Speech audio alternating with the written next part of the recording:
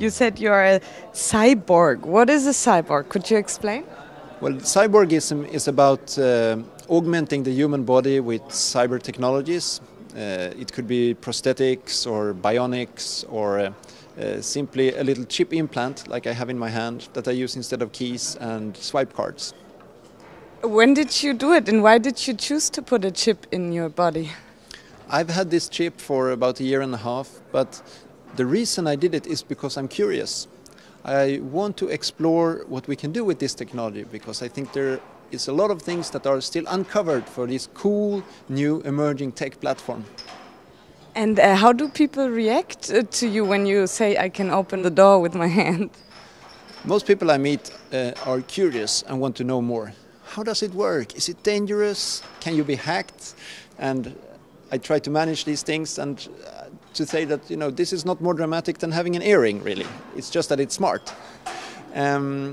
So some people are, of course, more skeptical, but often it's based on not really understanding what it is. Some people are frightened, but when I explain that, you know, it holds this type of data, it can be read this way or that way, people understand. It's like a key badge, but you just have it with you at all times.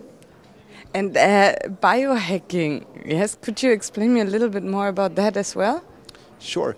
Biohacking is about applying the hacker ethic, which is about exploring and experimenting with biotechnology. So traditional hackers, they play with computers and software. Biohackers, we experiment with biological systems. And this can be anything from bacteria to algae to plants, animals, all the way to Homo sapiens. And we see what we can do with lab equipment, with new sensor equipment, and see if we can learn new things about the body or give the body new abilities. So where do you see the future? What can we do with our human body? Can we really be equal to, not robot, but where do you see us in the future? I think what I see in the future is the very rapid growth of artificial intelligence. Artificial intelligence is on an exponential development curve. Human intelligence is not. So if we want to stay in the game as a species, maybe we have to upgrade ourselves with technology. That is what I see. How does an implant party work? Implant parties are great fun. So you invite a bunch of friends over and we all get our implants together at the same time because it is a little bit a transformative experience. And then we have some jokes around this, so we say to each other, Happy New Birthday, you've been upgraded, and you know, the people that you had your implant party with, you become digital siblings because you share the same digital birthday. Of course, this is all made in a humorous way, and then we take a selfie and post it online. Yeah, we had an implant party. So that's how it works. And how many fans do you have, or how many people come up to you and are interested in what you can offer? The interest for chip technology is huge. I get calls and contacts really from all over the world. And what I find fascinating about this is that so many people are willing to experiment with implant technology, even though we are still at the level where it's not very smart.